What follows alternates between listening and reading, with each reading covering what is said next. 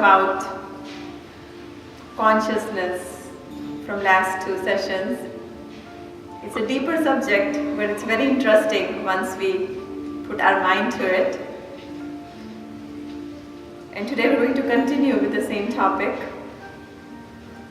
We all know that there is one power.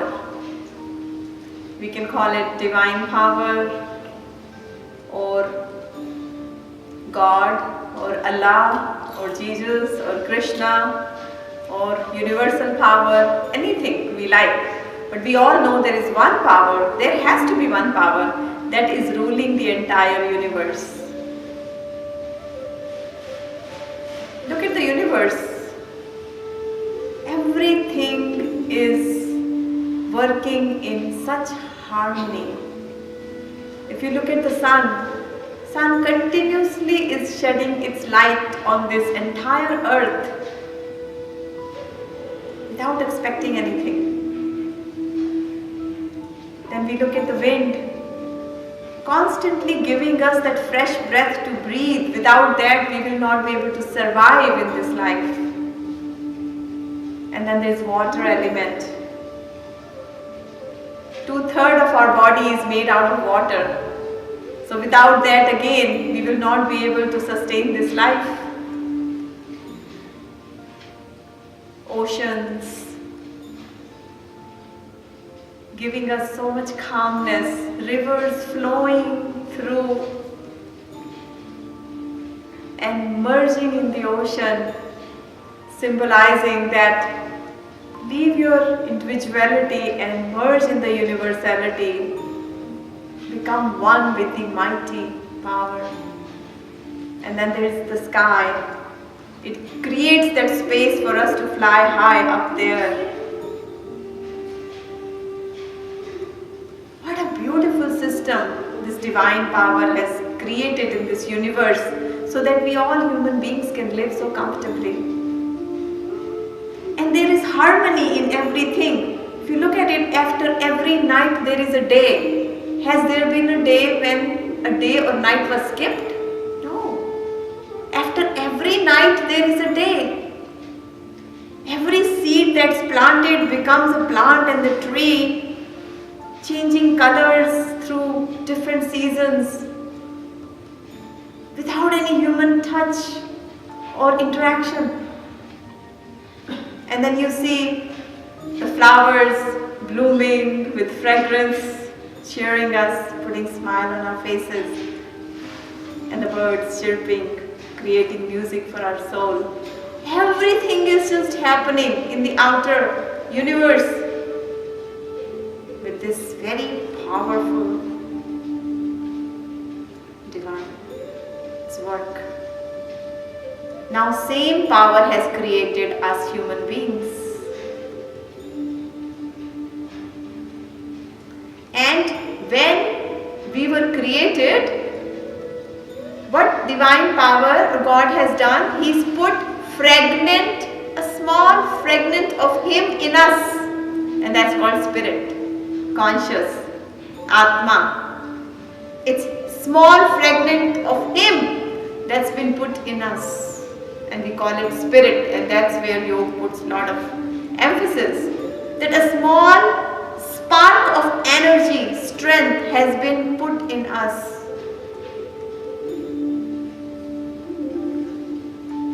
And higher knowledge, yogic knowledge, it makes us aware that we have that spark, that godly power sitting in us. Be aware of it, my child. And then it teaches us how to connect with that power, and how, after connecting, take that spark of energy and manifest it. Grow it to a huge chunk of energy. Yes, you can do it.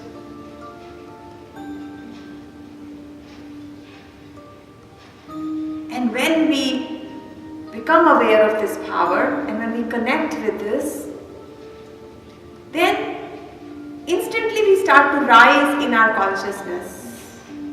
We rise from the deep sleep, dream and wake up state. that we talked about last week, to a waker, to a seeker, to a seer. And when that happens, when we rise in our consciousness, then in not just inside world we achieve so much, but in the outer world also we start to see miracles happening. The lower part of our self starts to dissolve and it merges in the higher self. What does that mean? That all of our higher qualities of being happy, peaceful, balanced, non-reactive, accepting, all of those qualities stay with us, and the lower part of us, which is being angry, frustrated, in pain, stresses, strains, restless energy, all of that leaves us. And our world starts to change. So we start to attract people of higher caliber, people who are living in higher consciousness. We become a magnet, that anyone who is living in a lower consciousness is somehow automatically dropped and we don't have to do anything, and our connections with a like-minded souls is established. So our life starts to blossom, because now we are always interacting, maneuvering, working, talking, listening to the people who are already operating out of higher consciousness. Our world changes outward and inward. We start to feel so good. So, mind you, one thing that's never changing in us is that spirit. If you look at it, we are constantly changing. Look at your pictures from 15 years ago. You look different, right? You look at your baby picture. Nobody can say that that's you. Then go to the 10-year-old and constantly changing. And 20, and then 30, 40, and now every day we are changing. But one thing in us is never changing. It always remains as powerful as it was the day we were born, and that is our spirit. It's an extraordinary thing that God has put in us that's never changing. It always stays with us. It empowers us. So when we connect with the spirit, that's why we say yogis never age. We become ageless because we never lose any of our qualities that allow us to stay independent. Now in the physical world, we are taught that we have limits. We are all told, in every aspect of our life we are told, this is your limit, do not cross your limit. And when we go to this no limit world of spirit, then sky is the limit. We can achieve whatever we like. And it's true. All we need to do is just experiment with it. Think about it. When we get very tired after doing our work outside our homes, so we go to office, we are working all day, we are very tired, we are looking forward to coming home so we can rest. On weekends when the weather is bad and we look at the weather channel and we say, oh my God, tomorrow weather is predicted to be very cold. What do?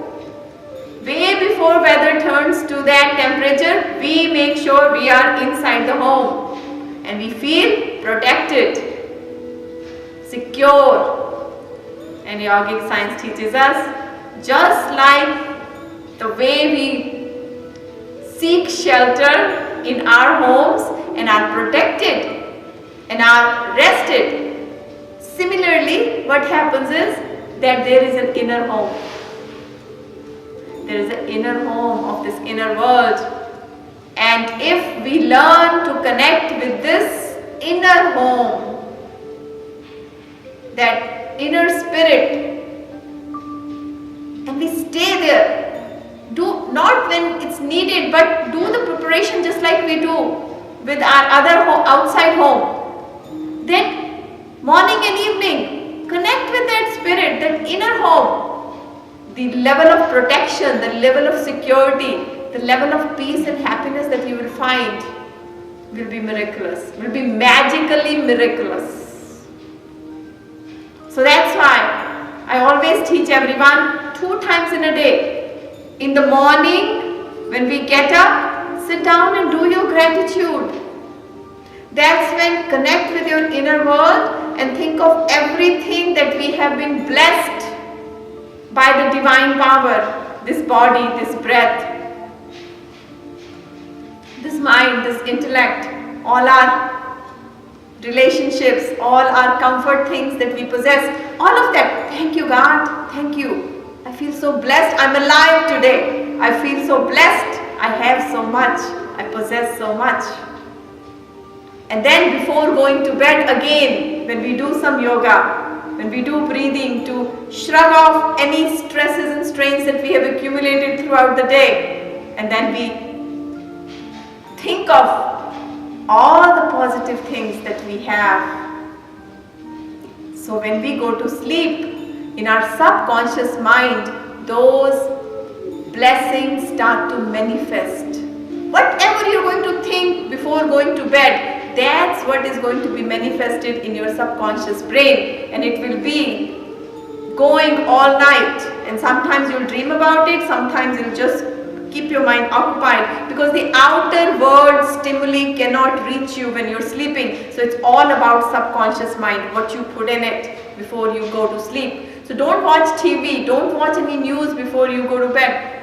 Take 10 minutes and just sit and be very thankful. Do your gratitude. Think of all the positive thoughts.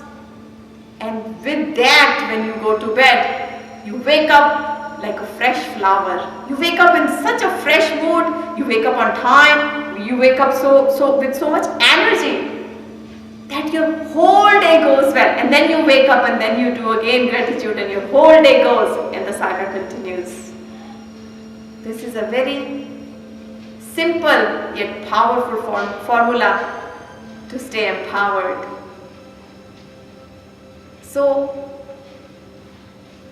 Rishi Patanjali, he said in one of the original Yoga Sutras that when you do anything, any project that you're doing, but you're inspired from inside, you're inspired while doing, whether you're working with your children, whether you're learning music, whether you are learning sports or academic stuff, any projects you're working, but when you're inspired, the word inspired comes from in spirit.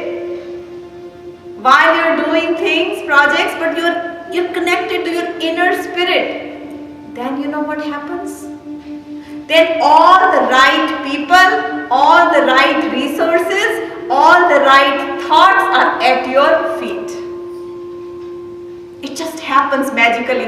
Why it happens? Because that's when you're away from the material world and you're connected to this very powerful fragrance, that fragment of God that He has put inside us.